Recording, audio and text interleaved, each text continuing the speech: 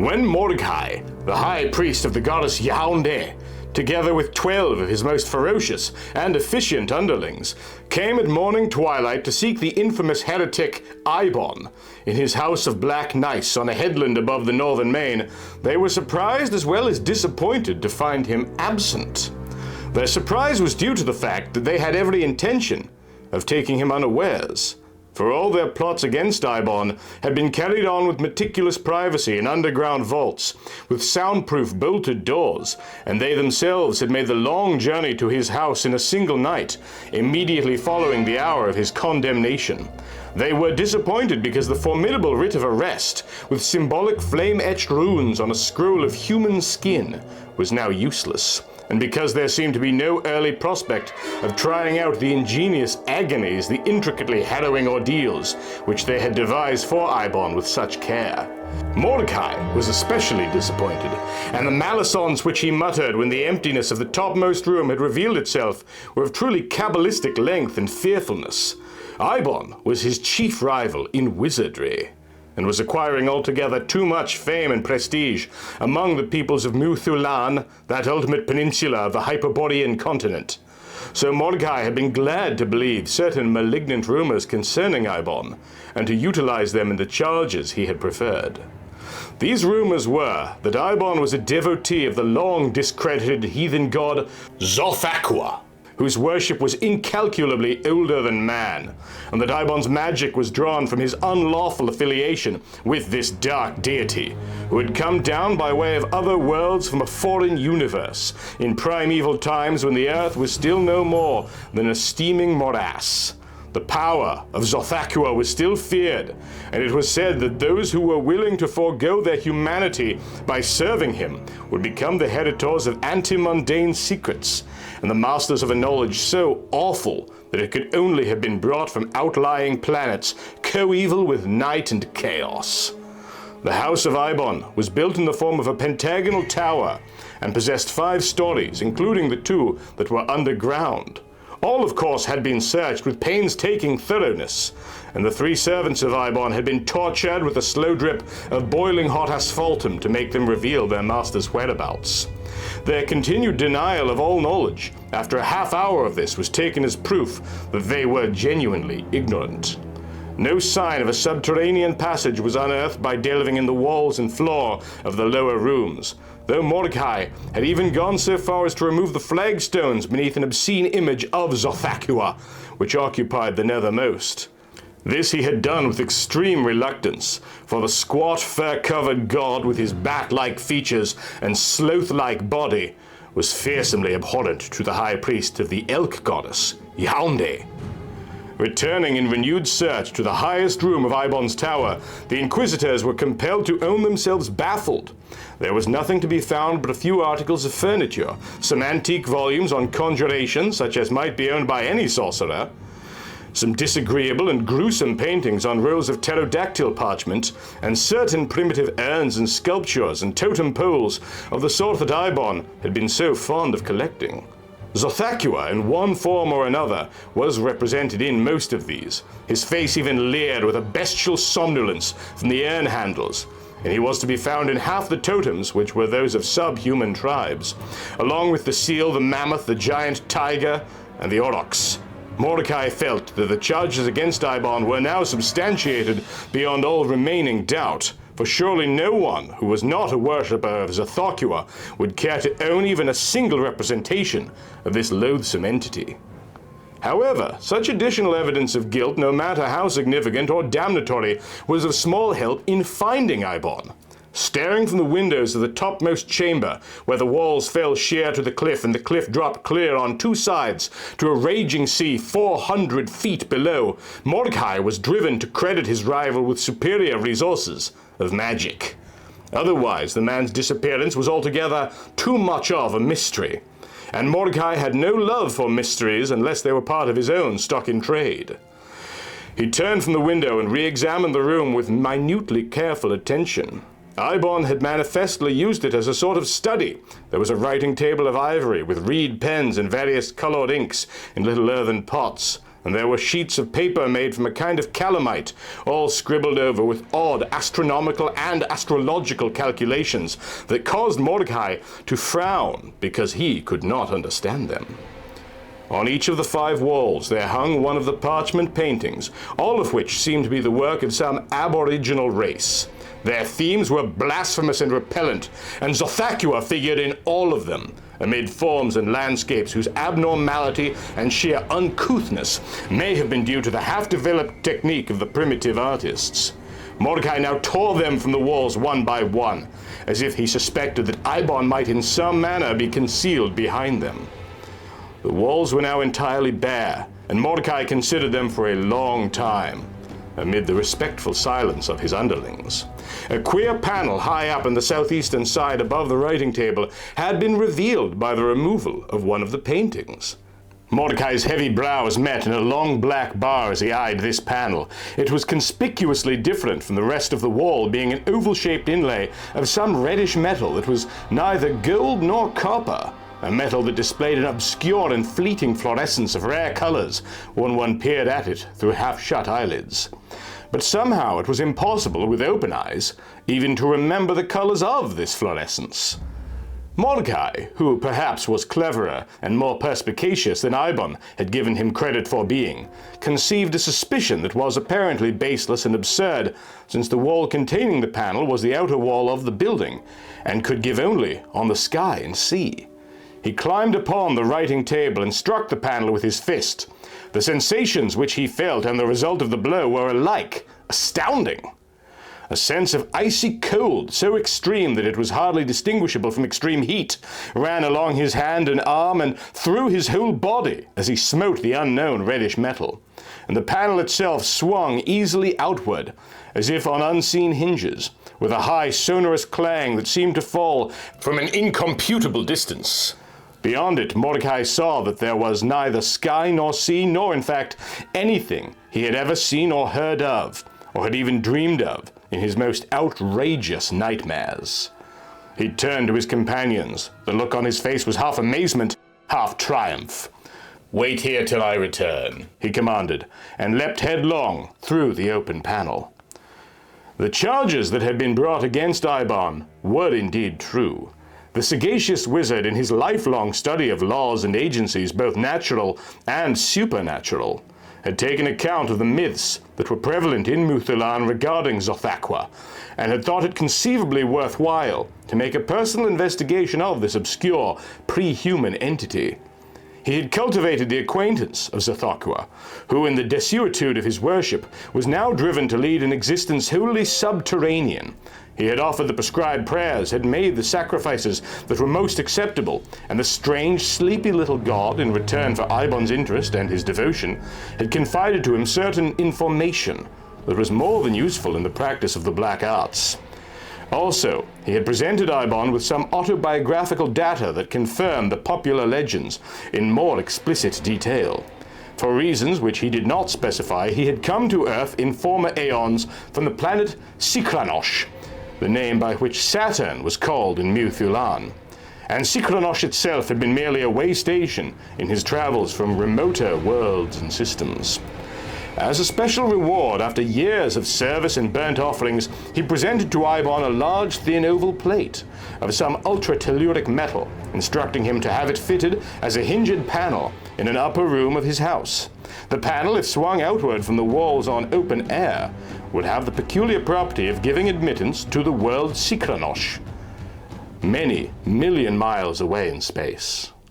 According to the vague and somewhat unsatisfactory explanation vouchsafed by the god, this panel, being partly wrought from a kind of matter which belonged to another universe than man's, possessed uncommon radiative properties that served to ally it with some higher dimension of space, through which the distance to astronomically remote spheres was a mere step.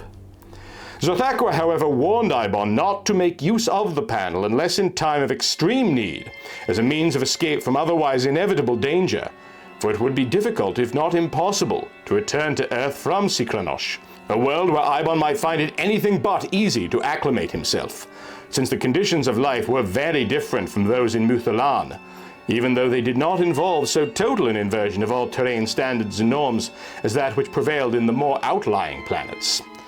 Some of Tsathoggwa's relatives were still resident in Cyclonosh and were worshipped by its peoples, and Tsathoggua told Ibon the almost unpronounceable name of the most powerful of these deities, saying that it would be useful to him as a sort of password if he should ever need to visit Cyclonosh. The idea of a panel that would open on some remote world impressed Ibon as being rather fantastic, not to say far-fetched, but he had found Tsathoggua to be in all ways and at all times a most veracious deity. However, he made no trial of the panel's unique virtues till Tsathoggua, who maintained a close surveillance of all underground doings, had warned him of the machinations of Mordecai and the processes of ecclesiastic law that were being instituted in the vaults below the temple of Yaoundé. Knowing as he did the power of these jealous bigots, Ibon decided that it would be injudicious to the point of folly if he were to let himself fall into their hands. Bidding a short and grateful farewell to Tsathoggua and collecting a small parcel of bread and meat and wine, he retired to his study and climbed upon the writing table. Then, lifting aside the crude picture of a scene in Cyclonosh, with which Tsathoggua had inspired some primeval, half-human artist, he pushed open the panel it had served to conceal. Ibon saw that Tsathoggua was indeed a god of his word, for the scene beyond the panel was nothing that could ever find a legitimate place in the topography of Muthilan, or of any terrestrial region. It did not altogether appeal to him, but there was no alternative, save the inquisitorial cells of the goddess Yaoundé. Envisaging in thought the various refinements and complications of torture which Mordecai would have now prepared, he sprang through the opening into Cyclonosh with an agility that was quite juvenile for a wizard of mature years. It was only a step, but turning he saw that all trace of the panel or of his dwelling had now disappeared. He was standing on a long declivity of ashen soil, down which a sluggish stream that was not water but some liquescent metal resembling mercury ran from tremendous unscalable shoulders and horns of the mountain heights above to debouch in a hill-surrounded lake of the same liquid. The slope beneath him was lined with rows of peculiar objects, and he could not make up his mind whether they were trees, mineral forms, or animal organisms, since they appeared to combine certain characteristics of all these. This preternatural landscape was appallingly distinct in every detail, under a greenish-black sky that was overarched from end to end with a triple cyclopean ring of dazzling luminosity. The air was cold, and Ibon did not care for its sulphurescent odor or the odd puckery sensation it left in his nostrils and lungs. And when he took a few steps on the unattractive-looking soil, he found that it had the disconcerting friability of ashes that have dried once more after being wetted with rain. He started down the slope, half fearing that some of the equivocal objects around him would reach out their mineral boughs or arms to arrest his progress. They seemed to be a kind of bluish-purple obsidian cacti, with limbs that ended in formidable talon-like spines, and heads that were altogether too elaborate for either fruits or blossoms. They did not move as he passed among them, but he heard a faint and singular tinkling, with many modulations of tone, that preceded and followed him along the slope. Ibon conceived the uncomfortable notion that they were holding converse with each other, and were perhaps debating what should be done with him, or about him.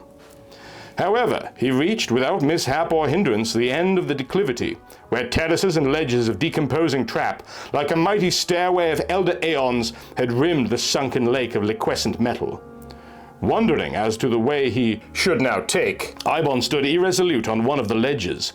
His train of conjecture was broken by a shadow that fell suddenly athwart him and lay like a monstrous blot on the crumbling stone at his feet.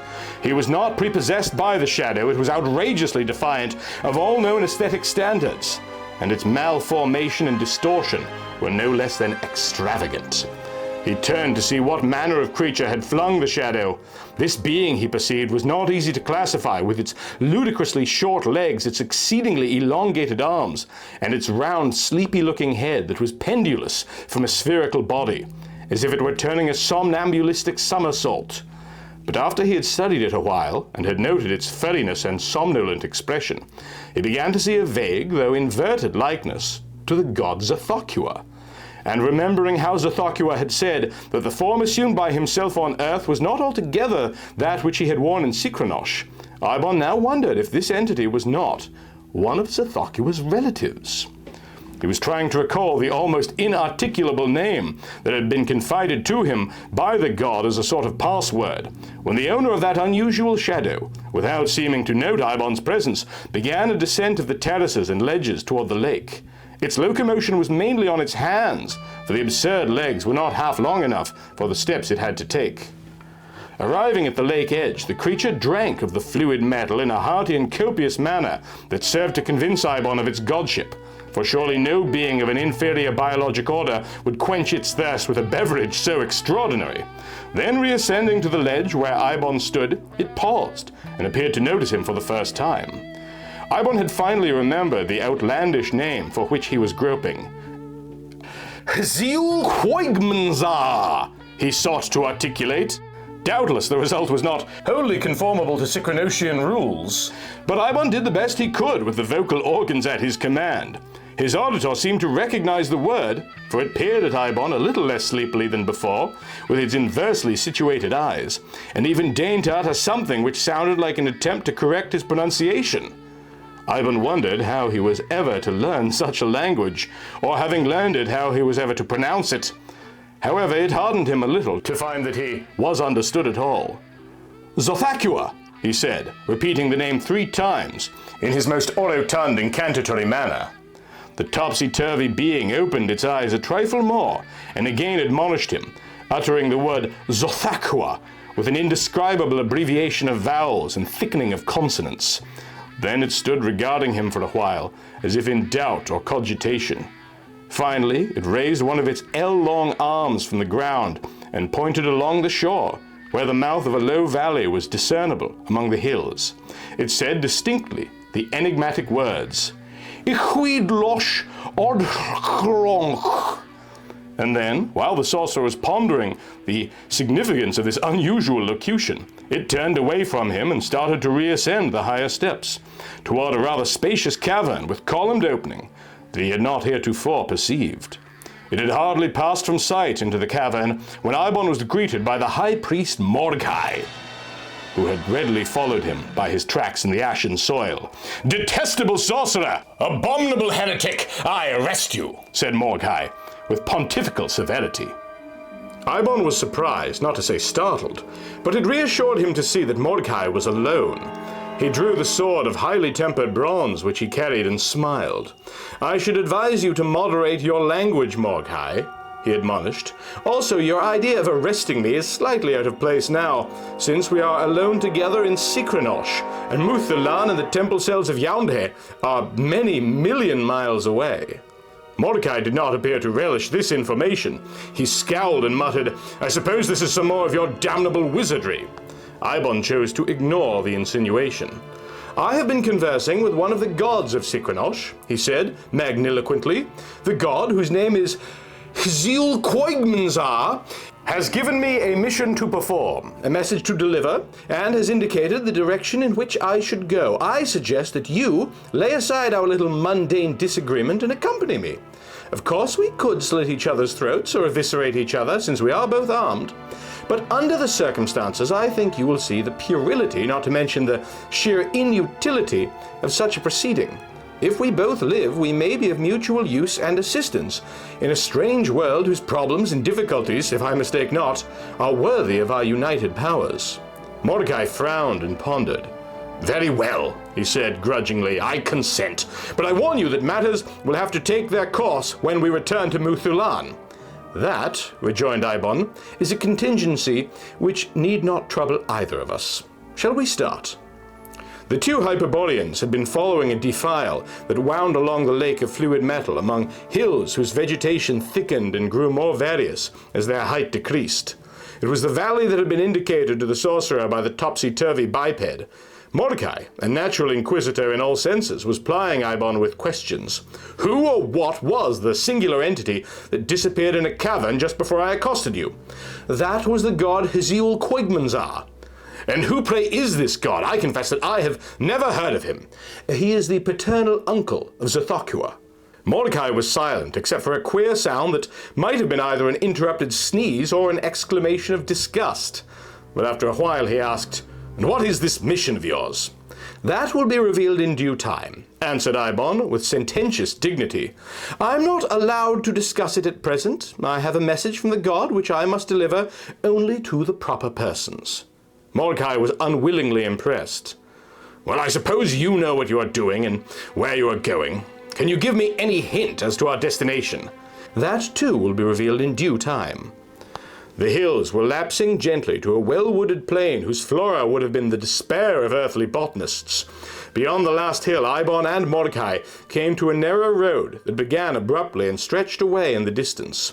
Eibon took the road without hesitation. Indeed, there was little else to do, for the thickets of mineral plants and trees were rapidly becoming impenetrable. They lined the way with serrate branches that were like sheaves of darts and daggers, of sword blades and needles. Eibon and Mordecai soon noticed that the road was full of large footprints, all of them circular in form and rimmed about with the marks of protruding claws. However, they did not communicate their misgivings to each other. After an hour or two of progress along the yielding ashy thoroughfare, amid the vegetation that was more horrent than ever with knives and caltrops, the travelers began to remember that they were hungry. Mordecai, in his haste to arrest Eibon, had not breakfasted, and Eibon, in his natural hurry to evade Mordecai, had committed a like omission. They halted by the wayside, and the sorcerer shared his parcel of food and wine with the priest. They ate and drank with frugality, however, since the supply was limited, and the landscape about them was not likely to yield any viands that were suitable for human sustenance. With strength and courage revived by this little reflection, they continued their journey. They had not gone far when they overtook a remarkable monster that was plainly the originator of the numerous footprints. It was squatting down with its armored haunches toward the travelers, filling the whole road for an indeterminable distance ahead. They could see that it was possessed of a myriad short legs, but they could form no idea of what its head and forequarters were like. Eibon and Mordecai were much dismayed. "Is this another of your gods?" asked Mordecai ironically. The sorcerer did not reply, but he realized that he had a reputation to sustain. He went boldly forward and cried out, "Haziel Koigmanzar!" in the most resonant bellow that he could summon. At the same time, he drew his sword and thrust it between two plates of the horny mail that covered the monster's hindquarters. Greatly to his relief, the animal began to move and resumed its march along the road.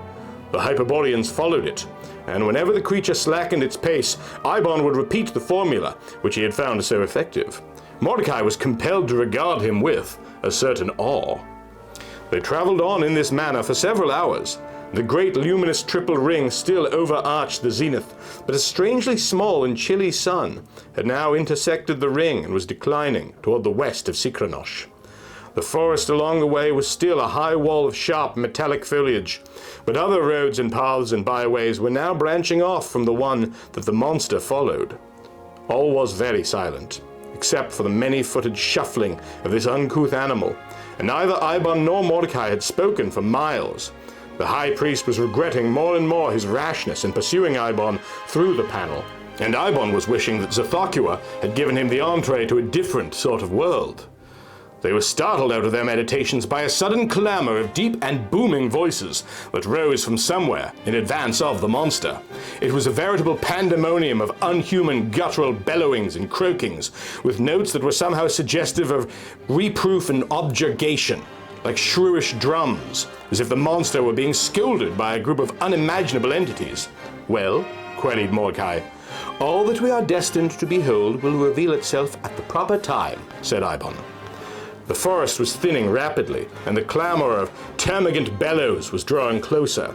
Still following the hindquarters of their multipedal guide, which was crawling on with reluctant slowness, the travelers emerged in an open space and beheld a most singular tableau. The monster, which was plainly of a tame and harmless and stupid sort, was cowering before a knot of beings no larger than men, who were armed only with long-handled goads.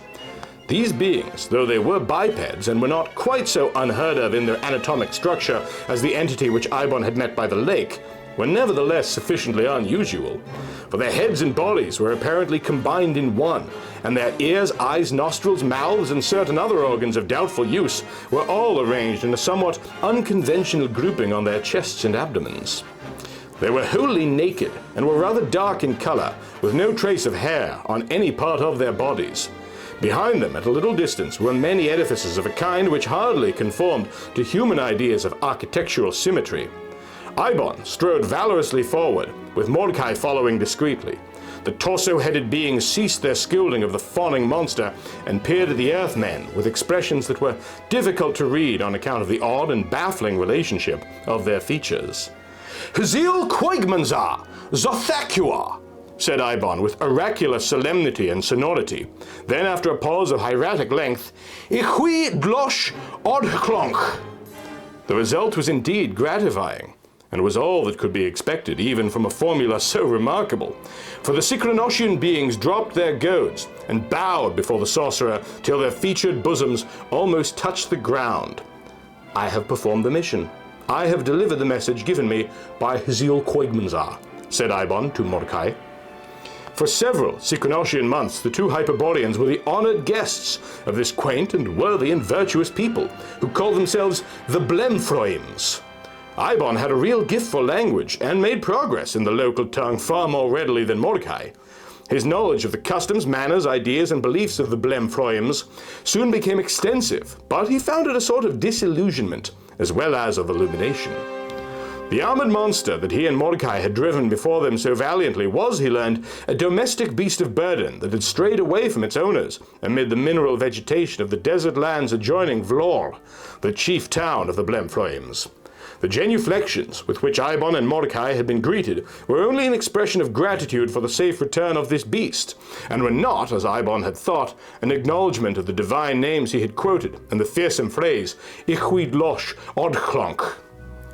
The being that Eibon had met by the lake was indeed the god Hzil Quaigmanzar, and there were dim traditions of Tsathoggua in certain early myths of the Blemfroims. But this people, it seemed, were most regrettably materialistic, and had long ceased to offer sacrifice and prayer to the gods, though they spoke of them with a sort of distant respect and with no actual blasphemy. Eibon learned that the words Ichwi Dlosh Odklonk doubtless belonged to a private language of the gods, which the Blemfroims no longer understood, but which, however, were still studied by a neighboring people, the Yidims, who maintained the ancient formal worship of Hzil Quaigmanzar and various related deities. The Blemfroims were indeed a practical race and had few, if any, interests beyond the cultivation of a great variety of edible fungi, the breeding of large centipedal animals, and the propagation of their own species. The latter process, as revealed to Eibon and Mordecai, was somewhat unusual, though the Blemfroims were bisexual. Only one female in a generation was chosen for reproductive duties, and this female, after growing to mammoth size on food prepared from a special fungus, became the mother of an entire new generation. When they had been well initiated into the life and customs of Vlor, the Hyperboreans were privileged to see the future national mother, called the Djenquorm, who had now attained the requisite proportions after years of scientific nourishment. She lived in an edifice that was necessarily larger than any of the other buildings in Vlor, and her sole activity was the consumption of immense quantities of food. The sorcerer and the inquisitor were impressed, even if not captivated, by the mountainous amplitude of her charms and by their highly novel arrangement. They were told that the male parent or parents of the forthcoming generation had not yet been selected. The possession of separate heads by the Hyperboreans seemed to lend them a remarkable biologic interest in the eyes of their hosts. The Blemfroims, it was learned, had not always been headless, but had reached their present physical conformation through a slow course of evolution, in which the head of the archetypal Blemfroim had been merged by imperceptible degrees with the torso. But unlike most peoples, they did not regard their current stage of development with unqualified complacency. Indeed, their headlessness was a source of national regret. They deplored the retrenchment of nature in this regard, and the arrival of Eibon and Mordecai, who were looked upon as ideal exemplars of cephalic evolution, had served to quicken their eugenic sorrow. The sorcerer and the inquisitor, on their part, found life rather dull among the Blemfroims after the first feeling of exoticism had worn off. The diet was tiresome, for one thing, an endless succession of raw and boiled and roasted mushrooms, varied at rare intervals by the coarse and flabby meat of tame monsters. And this people, though they were always polite and respectful, did not seem to be greatly awed by the exhibitions of Hyperborean magic, with which Eibon and Mordecai favored them. And their lamentable want of religious ardor made all evangelistic endeavor a thankless task. And, being fundamentally unimaginative, they were not even duly impressed by the fact that their visitors had come from a remote, ultra-Sychronosian world. "I feel," said Eibon to Mordecai one day, "that the god was sadly mistaken in deigning to send this people a message of any sort." It was very soon after this that a large committee of the Blemfroims waited upon Eibon and Mordecai and informed them that after long consideration they had been selected as the fathers of the next generation and were to be married forthwith to the tribal mother in the hope that a well-headed race of Blemfroims would result from the union. Eibon and Mordecai were quite overcome by the proposed eugenic honor. Thinking of the mountainous female they had seen, Mordecai was prone to remember his sacerdotal vows of celibacy, and Eibon was eager to take similar vows upon himself without delay. The Inquisitor, indeed, was so overwhelmed as to be rendered almost speechless, but with rare presence of mind, the sorcerer temporized by making a few queries anent the legal and social status, which would be enjoyed by Mordecai and himself as the husbands of the Genquarm. And the naive Blemfroims told him that this would be a matter of brief concern, that after completing their marital duties, the husbands were always served to the national mother in the form of ragouts and other culinary preparations. The Hyperboreans tried to conceal from their hosts the reluctance with which they both regarded the coming honor in all its stages. Being, as usual, a master of diplomatics, Eibon went so far as to make a formal acceptance on behalf of himself and his companion. But when the delegation of Blemfroims had departed, he said to Mordecai, "I am more than ever convinced that the god was mistaken. We must leave the city of Vlor with all feasible dispatch, and continue our journey till we find a people who are worthier to receive his communication." Apparently, it had never occurred to the simple and patriotic Blemfroims that the fathering of their next national litter was a privilege that anyone would dream of rejecting. Eibon and Mordecai were subjected to no manner of duress or constraint, and their movements were not even watched. It was an easy matter to leave the house in which they had been domiciled, when the rumbling snores of their hosts were ascending to the great ring of Sychronosian moons, and to follow the highway that led from Vlor toward the country of the Edemes. The road before them was well marked, and the ring light was almost as clear and brilliant as full day. They traveled a long distance through the diversified and always unique scenery which it served to illumine, before the rising of the sun and the consequent discovery of their departure by the Blemfroims. These single-minded bipeds, it is likely, were too sorely perplexed and dumbfounded by the loss of the guests whom they had chosen as future progenitors to even think of following them. The land of the Edemes, as indicated on an earlier occasion by the Blemfroims, was many leagues away, and tracts of ashen deserts, of mineral cacti, of fungoid forests and high mountains intervened. The boundary of the Blemfroims, marked by a crude sculpturesque representation of the tribal mother beside the way, was passed by the travelers before dawn. And during the following day they journeyed among more than one of those unusual races who diversify so widely the population of Saturn. They saw the Jihibis, that Aptulus and Styletian bird people who roost on their individual dolomites for years at a time and meditate upon the cosmos, uttering to each other at long intervals the mystic syllables Yop, Yeep, and Yoop, which are said to express an unfathomed range of esoteric thought. And they met those flibbity-gibbet pygmies, the Effiks, who hollow out their homes in the trunks of certain large fungi, and are always having to hunt new habitations, because the old ones crumble into powder in a few days. And they heard the underground croakings of that mysterious people, the Glongs, who dread not only the sunlight, but also the ringlight, and who have never yet been seen by any of the surface dwellers. By sunset, however, Eibon and Mordecai had crossed the domains of all the aforementioned races, and had even climbed the lower scarps of those mountains which still divided them from the land of the Edemes. There, on a sheltered ledge, their weariness impelled them to halt, and since they had now ceased to dread pursuit from the Blemfroims, they wrapped themselves more tightly in their mantles against the cold, after a meager supper of raw mushrooms, and fell asleep. Their slumber was disturbed by a series of cacodemoniacal dreams, in which they both thought they had been recaptured by the Blemfroims and were forced to espouse the Genquarm.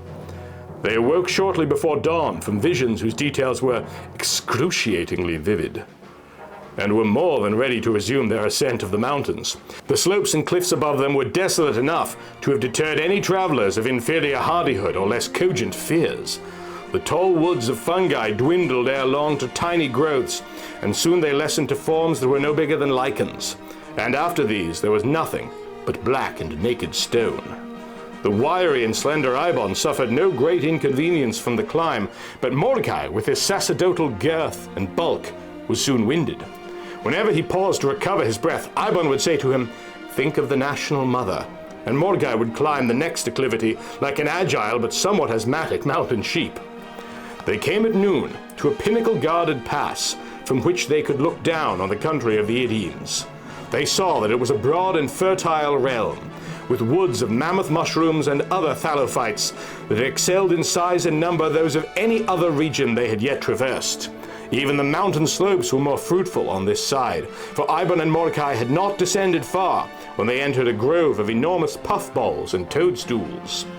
They were admiring the magnitude and variety of these growths when they heard a thunderous noise on the mountains above them. The noise drew nearer, gathering to itself the roar of new thunders. Ibon would have prayed to Tsathoggua, and Mordecai would have supplicated the goddess Yaoundé. But unfortunately, there was no time. They were caught in a mighty mass of rolling puffballs and toppling toadstools, overthrown by the huge avalanche that had started on the heights above, and borne with increasing momentum, with vertiginous speed and tumult, amid an ever-growing heap of shattered fungi, they finished their descent of the mountain in less than a minute. Endeavoring to extricate themselves from the pile of thallophytic debris in which they were buried, Ibon and Mordecai noticed that there still seemed to be a good deal of noise, even though the avalanche had stopped. Also, there were other movements and heavings than their own in the pile. When they had managed to get their necks and shoulders clear, they discovered that the commotion was being made by certain people who differed from their late hosts, the Blemfroims, in that they possessed rudimentary heads. These people were some of the Idhemes, on one of whose towns the avalanche had descended. Roofs and towers were beginning to emerge from the mass of boulders and puffballs, and just in front of the Hyperboreans there was a large temple-like edifice from whose blocked-up doors a multitude of the Idhemes had now tunneled their way. At sight of Ibon and Mordecai, they suspended their labors, and the sorcerer, who had freed himself and had made sure that all his bones and members were intact, now took the opportunity to address them. "Hearken," he said with great importance. "I have come to bring you a message from the god Heziel-Coigmenzar. I have borne it faithfully on ways beset with many hazards and perils. In the god's own divine language, it runs thus: Ichwi Dlosh Od Clonk." Since he spoke in the dialect of the Blemfroims, which differed somewhat from their own, it is doubtful if the Idhemes altogether understood the first part of his utterance. But Heziel-Coigmenzar was their tutelary deity, and they knew the language of the gods. At the words Ichwi Dlosh Od Clonk, there was a most remarkable resumption, an increase of activity, a ceaseless running to and fro on the part of the Idhemes, and shouting of guttural orders, and a recrudescence of new heads and limbs from the avalanche. Those who had issued from the temple re-entered it, and came out once more carrying a huge image of Heziel-Coigmenzar, some smaller icons of lesser, though allied deities, and a very ancient-looking idol, which both Ibon and Mordecai recognized as having a resemblance to Tsathoggua. Others of the Idhemes brought their household goods and furniture forth from the dwellings, and signing the Hyperboreans to accompany them, the whole populace began to evacuate the town. Ibon and Mordecai were much mystified, and it was not until a new town had been built on the fungus-wooded plain at the distance of a full day's march, and they themselves had been installed among the priests of the new temple, that they learned the reason of it all, and the meaning of Ichwi Dlosh Od Clonk. These words meant merely, "Be on your way," and the god had addressed them to Ibon as a dismissal. But the coincidental coming of the avalanche, and of Ibon and Mordecai, with this purported message from the god, had been taken by the Idhemes as a divine injunction to remove themselves and their goods from their present location. Thus the wholesale exodus of people, with their idols and domestic belongings. The new town was called Glomf, after the one that the avalanche had buried. Here, for the remainder of their days, Ibon and Mordecai were held in much honor, and their coming with the message, Ichwi Dlosh Od Clonk, was deemed a fortunate thing, since there were no more avalanches to threaten the security of Glomf in its new situation remote from the mountains. The Hyperboreans shared the increment of civic affluence and well-being resultant from this security. There was no national mother among the idioms, who propagated themselves in a far more general manner than the Blemfroims, so existence was quite safe and tranquil.